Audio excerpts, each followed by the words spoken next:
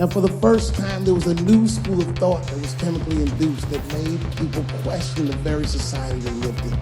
By 1960, the President of the United States was only 42 years old. Can you imagine? DMX is older than that. And he was going to usher in a new era of peace. He was going to avoid the Cold War. He was going to end segregation. And they blew his things out in front of everyone in Dallas. This country was never the same. Right now, if you had them prepare themselves in whatever way they would have to prepare themselves to come to battle, and I bet what I have, everything I have, that meatloaf. Are there any good white people in the world? There may be, but it doesn't matter. And you know why? No matter how good an individual white person may be, they have an obligation to look out for the best interests of the white race. I seen this dude screaming, crying, saying, "You fuckers did it right now. I don't want to hear nothing from you self-righteous libs, Democrats. We're coming for you." Knowing damn well the person that did it, y'all know what it is. Betty White. We got to talk about how wild Charlie Kirk supporters are acting right now, trying to dump the blame on black and brown folks just because nobody's crying over him. This is the same man who once claimed black people were better off before civil rights because crime rates were lower back then. He literally said the 1940s were proof things were better, ignoring the fact that it was built on segregation and oppression. Can you believe that? And don't forget, these are the same voices who mocked Breonna Taylor, Tamir Rice, George Floyd, and countless others taken by violence. But now they suddenly want to play victim because people aren't mourning Charlie. The hypocrisy is beyond insane. Now black celebs are weighing in. Some are keeping it calm, but others are going full throttle saying they don't feel an ounce of sympathy. 50 Cent even dropped a post so savage it got deleted after fans said it crossed a line. That's how intense it got. Things got so heated, some of Charlie's own supporters started sending threats his way. And yet, when the Colorado school shooting happened just hours later, those same voices stayed dead silent. The double standards couldn't be louder. Amanda Seales came right out and said it. She has zero empathy for Charlie, none at all. Then you got Dr. Umar stepping in, trying to play mediator, telling black folks not to celebrate Charlie's death. But the bigger question is what these reactions really show. Women and children were killed in violent lynch mobs. That's your explanation. Racial terror permeated American culture for hundreds of years. Black America is You don't worse think than it has been that affected? Is it just shock value for headlines, or does it reveal something much deeper about how divided America has become? The lines couldn't be clearer, and this situation just ripped the bandage off for everyone to see. Stick around, because I'm about to break down exactly what these celebrities actually said, what they tried to erase, and why their words are shaking up the entire conversation around Charlie Kirk's assassination. The first big name to jump in, none other than 50 Cent. And in true 50 style, he didn't bother with polished PR statements or fake sympathy. He went full savage mode, posting a screenshot of Charlie getting shot and captioned it with, "Want to know how I feel? I don't know, but I do know it's a perfect time to shut the F*** up. Asterisk that one post lit the internet on fire instantly. Charlie supporters lost their minds, calling 50 cold, heartless, and even accusing him of celebrating the death. Comment sections turned into a war zone with angry fans yelling that 50's career was done, demanding he be cancelled. Some trolls even crossed the line completely, sending threats like, "Hope you're next." And clearly, the pressure hit because within hours 50 quietly deleted the post. But by then, the damage was permanent. The clip was saved, reposted, and already viral. But not everyone thought 50 was wrong. A lot of people actually defended him, saying Charlie spent his whole career minimizing black pain, spreading racist conspiracies, and mocking victims of police brutality. They were like, "Don't ask us to care when this man never cared about us." One fan even wrote, "I'm not shedding tears for someone who would have called me every slur in the dictionary. Sorry, bookie." Worth it. I think it's worth to have a cost of, unfortunately, some gun deaths every single year so that we can have the Second Amendment to protect our other God-given rights. That is a prudent deal. It is rational. Another blast at the hypocrisy, asking, where's this outrage when parents are burying kids from school shootings? The double standard is insane. First, DL dropped a TikTok video calling out the irony of Charlie once saying that a few shooting victims here and there was a price worth paying if it meant keeping his guns. And that's not even a rumor. Those were Charlie's exact words. DL made sure people remembered that this man openly admitted deaths were worth it for his agenda. But DL wasn't done just yet. He came back swinging with another post, this time reacting to a clip of Speaker of the House Mike Johnson asking Congress to pray for Charlie and his family. DL clapped back hard, writing, "Did Mike Johnson do this for school shooting victims? Did he do this for Congresswoman Holtman and her husband Mark, who were killed?" The message was clear. The selective sympathy wasn't just hypocrisy, it was a slap in the face. And then came the moment that really set DL off. When news broke that Trump ordered U.S. flags lowered a half-mast in Charlie's honor, DL lost it. Clinton in the 1990s, it was all about empathy and sympathy. I can't stand the word empathy, actually. I think empathy is a made-up New Age term that it does a lot of damage, but it... I have watched any number of people of all kinds of stripes, people, theologians, politicians, people who consider themselves activists, all kinds of people on the conservative right talk about empathy, and they talk about empathy as if it was a pariah, empathy as if it was a moral failing, and they refer to empathy as a weakness.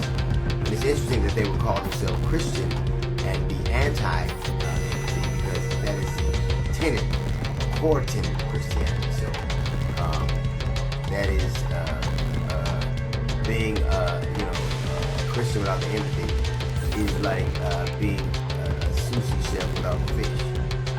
But empathy is apparently a weakness to a lot of people. And you never know, but I've always believed and hold this down, that empathy is quintessentially human.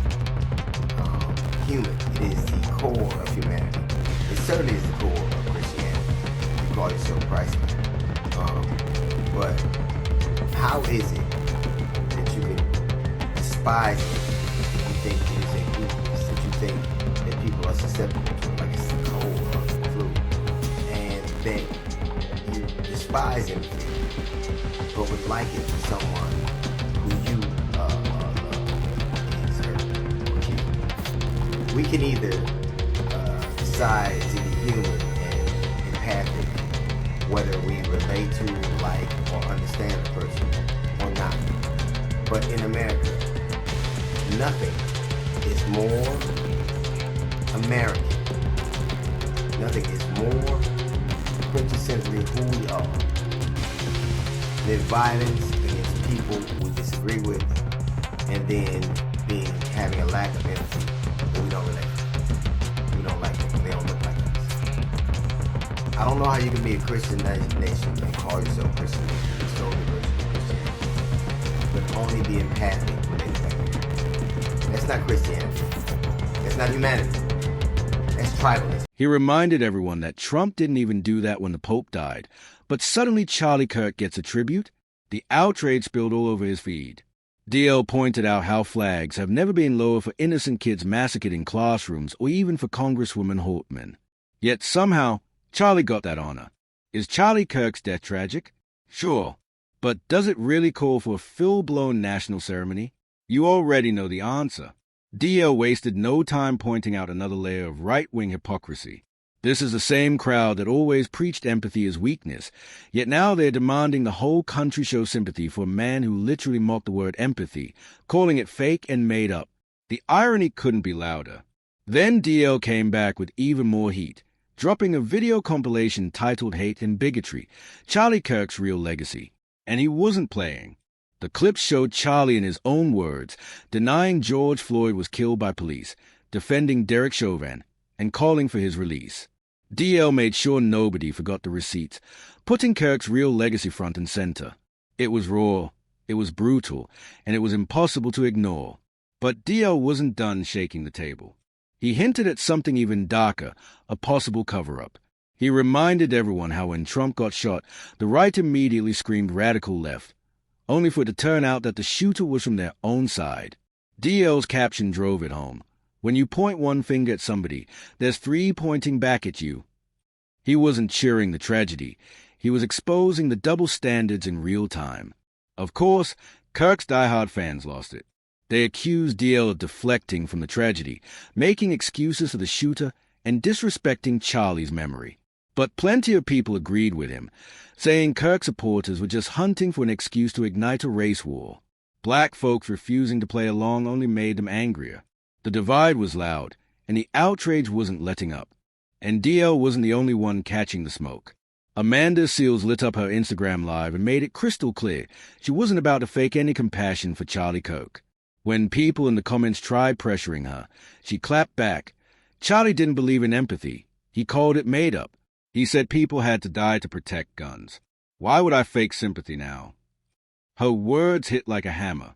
Amanda doubled down, saying she couldn't have empathy for Kirk because she couldn't relate to his world, his choices, or his existence in the slightest. And just like that, Kirk's fan base went nuclear. They called her every name in the book: scum, idiot, sociopath, throwing the B word and worse across her feed.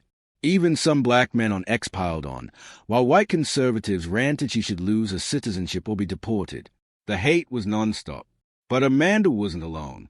She had defenders reminding everyone of Charlie's long record of racist, anti-black rhetoric. To them, the outrage wasn't about respect. It was about erasing history. And if you look at Charlie's history, Amanda's stance wasn't cold. It was consistent. The backlash just showed how deep this controversy has cut across race, politics, and culture. Amanda's defenders clapped back hard, arguing she wasn't celebrating Charlie's death at all. She was simply refusing to put on fake sympathy for a man who built a career spreading harm and division. One fan summed it up perfectly. She never celebrated his death. She just said she has no empathy, and Charlie himself said empathy is a dangerous, made-up word. He didn't believe in it, so why should anyone show it to him now? That comment had people nodding, tired of the hypocrisy. Another fan put it plain.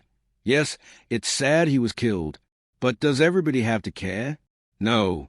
He spread hate and lies his whole career, but now we're supposed to pretend he was some saint? Absolutely not.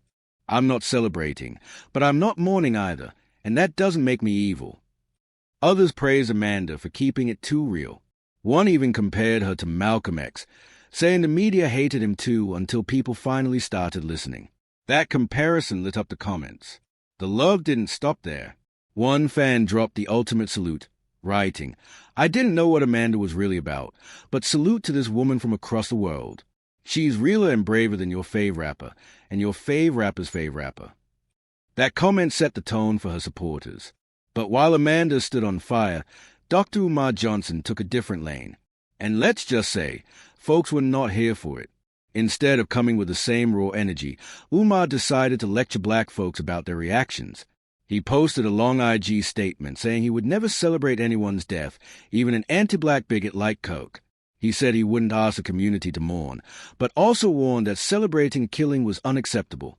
He even tied it to history, saying political assassinations usually target black leaders, and called this proof that deep state violence is back.